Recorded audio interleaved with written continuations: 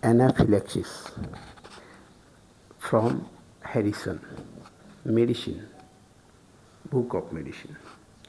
Anaphylaxis definition: the life-threatening anaphylactic response of a sensitized human appears within minutes after administration of specific antigen and is manifested by respiratory distress, often followed by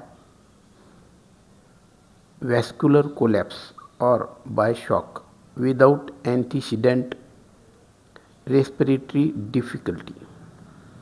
Cutaneous manifestations exemplified by pruritus and urticaria without or with or without angioedema, with or without angioedema are characteristic of such systemic anaphylactic reactions. Gastrointestinal manifestations include nausea, vomiting, crampy abdominal pain, and diarrhea. Predisposing factors and etiology. There is no convincing evidence that age, sex, race, occupation, and geographic locations predisposes a human to anaphylaxis except through exposure to some immunogen. According to most studies, atopy does not predispose individual to anaphylaxis from penicillin therapy or venom of a stinging insect, but is a risk factor for allergens in food or latex. The material capable of initiating the systemic anaphylactic reaction in human includes the following: heterologous protein in the form of hormones मध्ये insulin, vasopressin, parathormone, parathormone, enzymes, trypsin, chymotrypsin, penicillinase, streptokinase. Pollen extracts मध्ये ragweed grass trees. Non-pollen extract includes dust mites, dander of cats, dogs, horses, and laboratory animals. Food includes milk, eggs, seafoods, nuts, grains, beans, gelatin in capsules. Antiserum includes anti-lymphocyte gamma globulin. Occupation related proteins includes latex, rubber products, and Hymenoptera venom. Yellow jacket, yellow and bald face, hornets, paper wasps, honeybee, imported fire ants. Polysaccharides such as dextran and thiomerosal as a vaccine preservative, and most commonly drugs such as protamine and antibiotics. Antibiotics include penicillin, cephalosporins, amphotericin B, nitrofurantoin, and quinolones. Local anesthetics include procaine, lidocaine.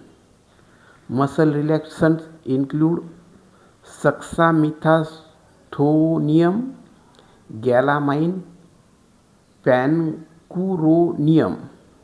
Vitamins include thiamine, folic acid. Diagnostic agents include sodium dihydrocolloid folate, sulfobromophthalin, and occupation-related chemicals, ethyl oxides, which are considered to function as haptens that form immunogenic conjugates with host protein. The conjugating hapten may be the parent compound,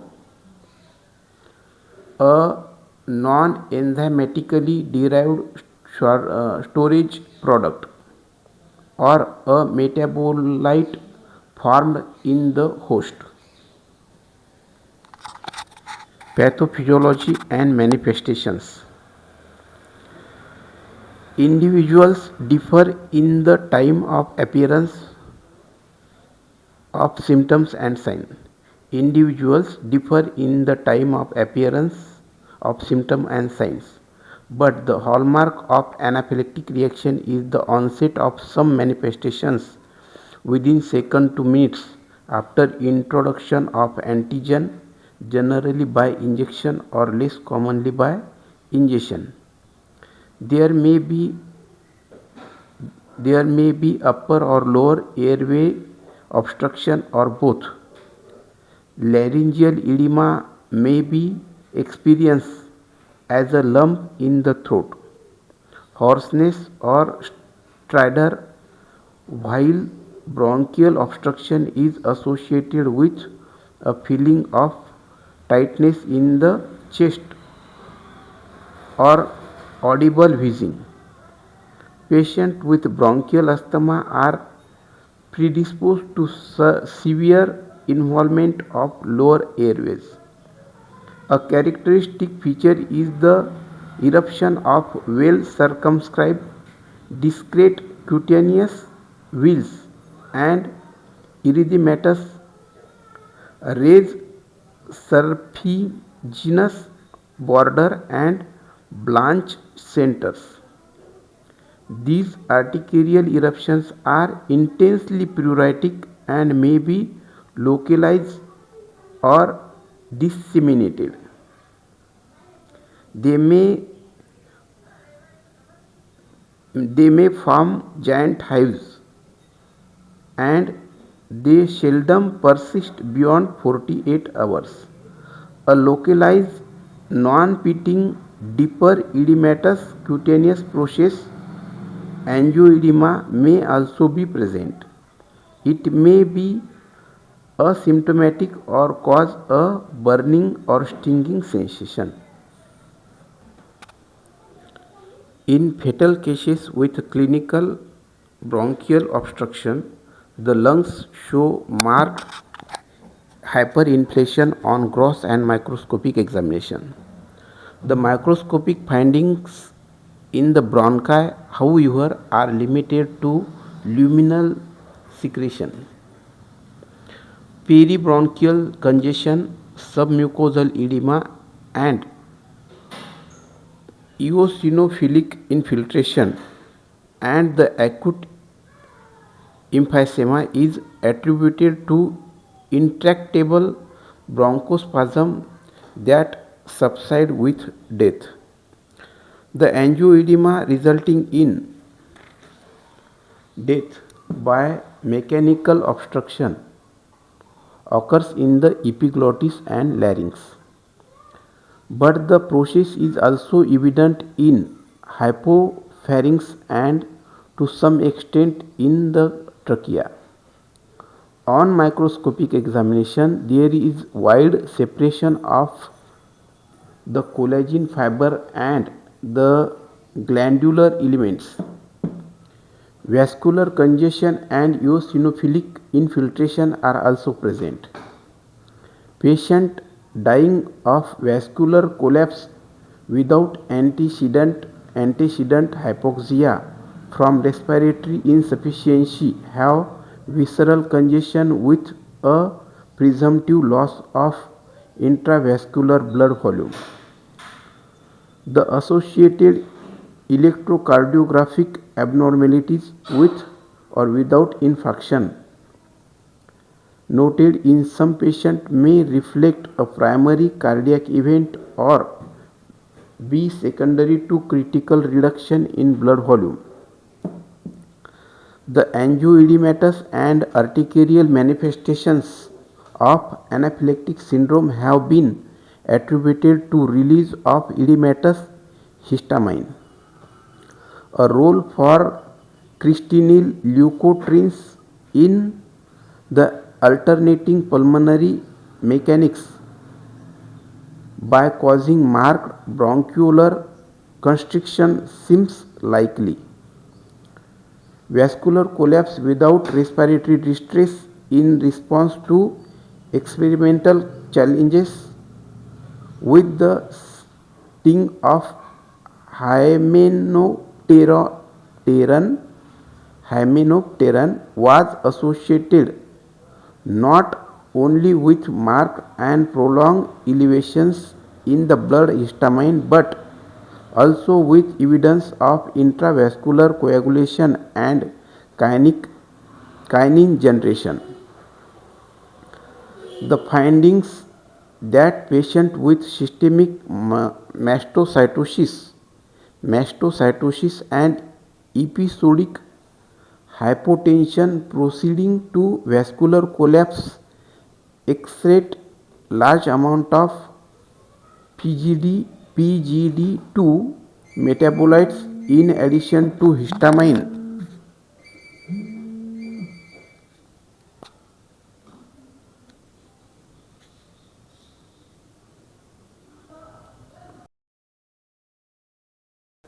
Sorry, थोड़ा phone आया था.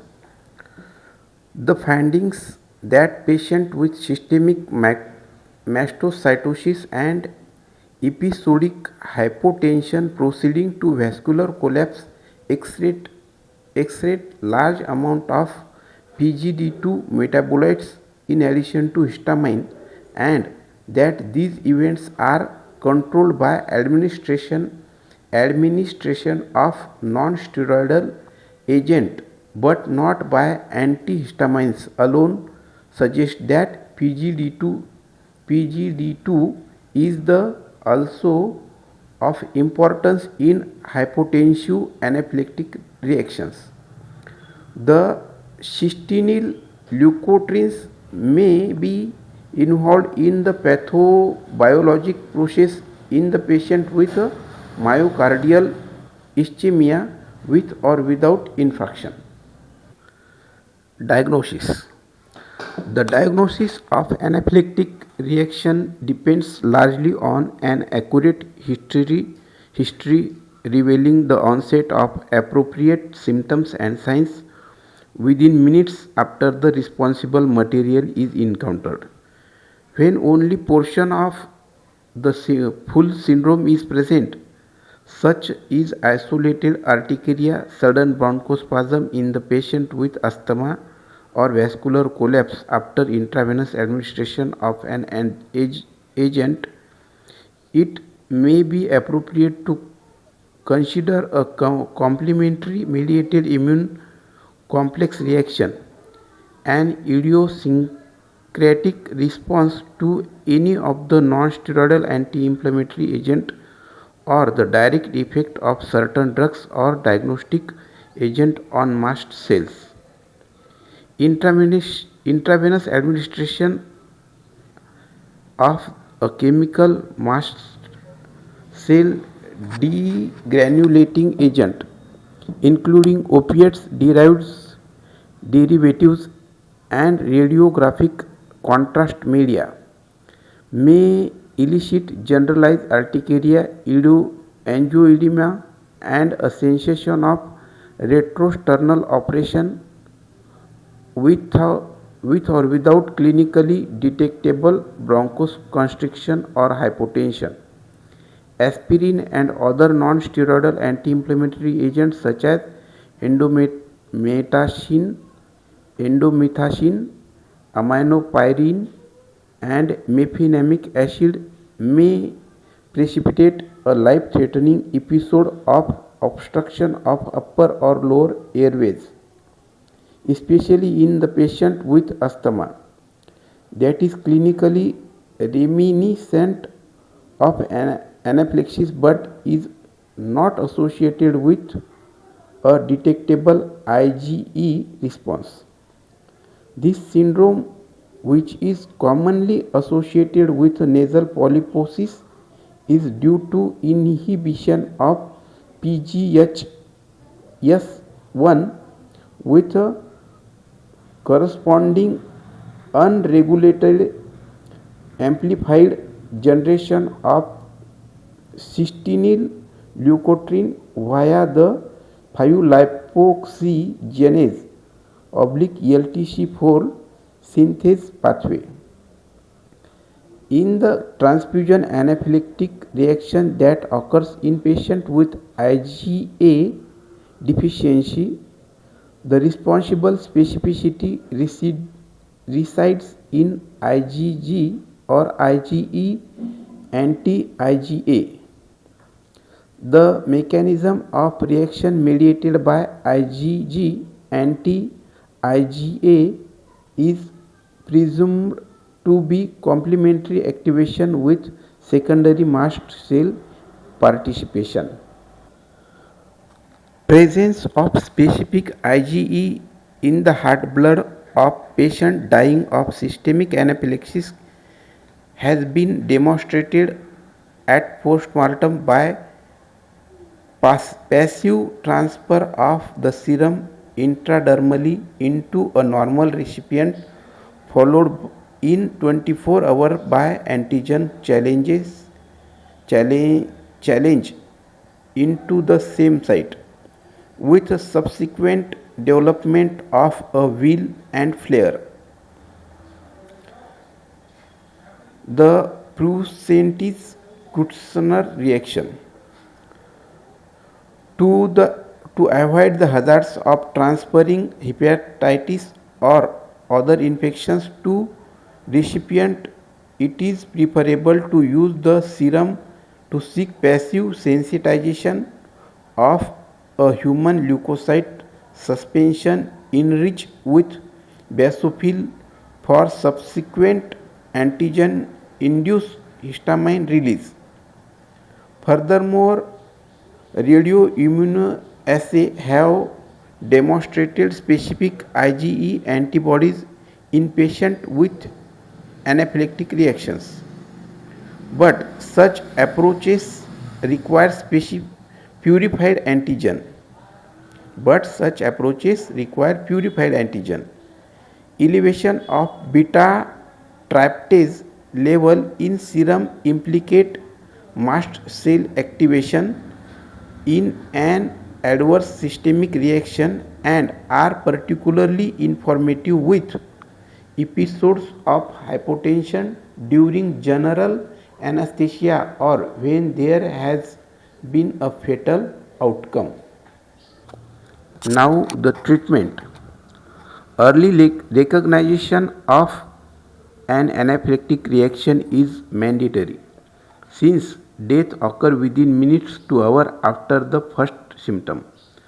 Mild symptoms such as pruritus and urticaria can be controlled by administration of 0.2 to 0.5 ml of 1:1000 epinephrine subcutaneously, with repeated dose as required at 20 minutes intervals for a severe reaction. If the antigenic material was injected into an extremity, the rate of absorption may be reduced by prompt application of tourniquet proximal to the reaction site. Administration of 0.2 ml of 1:1000 epinephrine into the site and removal without compression of an insect stinger if present. An intravenous infusion should be initiated to provide a route of administration of 2.5 ml epinephrine. Again, an intravenous infusion should be initiated to provide a route for administration of 2.5 ml epinephrine diluted 1 is to 10,000 at 5 to 10 minutes interval. Volume expanders such as normal saline and vasopressor agents such as dopamine. If intractable hypotension occurs, replacement of intravascular volume due to post-capillary venular leakage may require several liters of saline.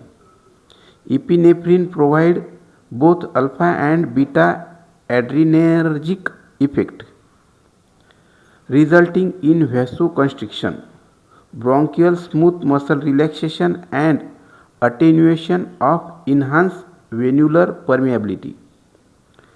Beta blockers are relatively contraindicated in persons at risk of anaphylactic reaction, especially those sensitive to Hymenoptera venom or those undergoing immunotherapy for respiratory system allergy.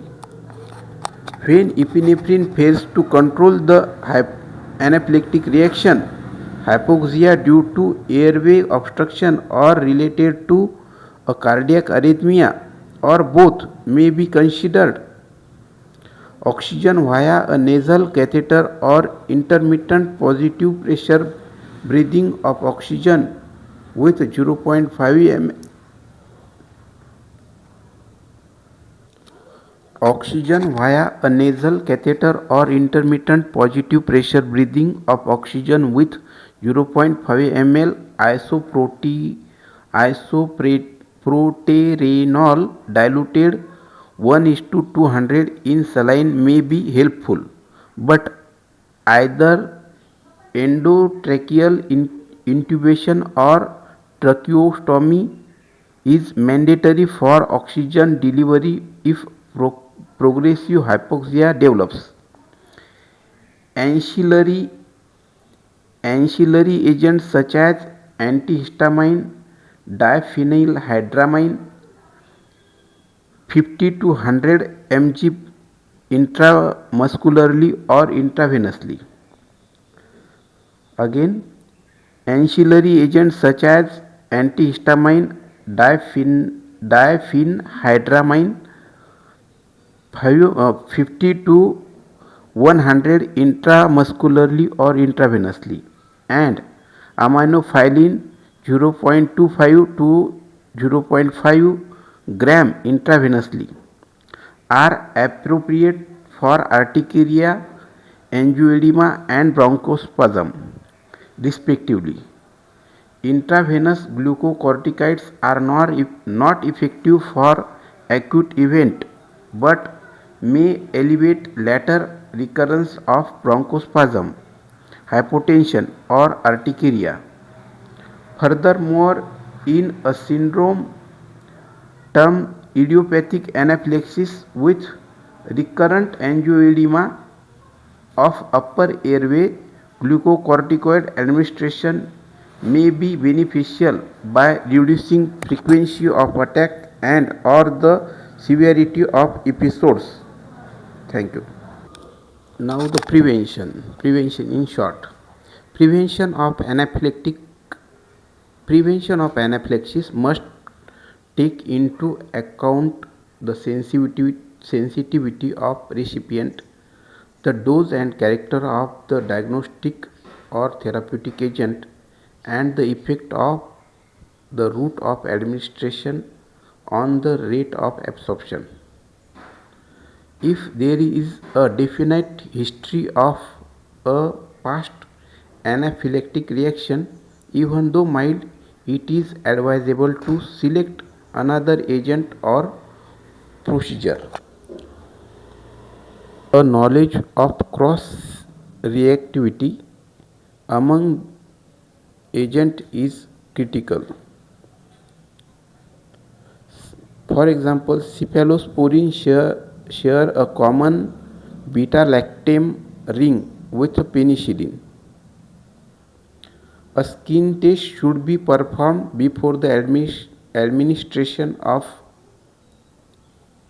certain materials that are likely to elicit anaphylactic reactions, such as allergenic extract, or when the nature of the past adverse reaction is unknown.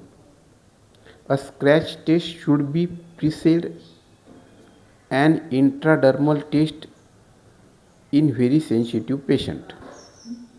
With regard to penicillin, two-thirds of patients with a positive reaction history and positive skin test to benzyl penicilloyl, polylysine, and or the minor determinant mixture of benzyl penicillin products experience allergenic reaction to treatment, and these are the almost uniformly of the anaphylactic type in those patients with minor determinant reactivity.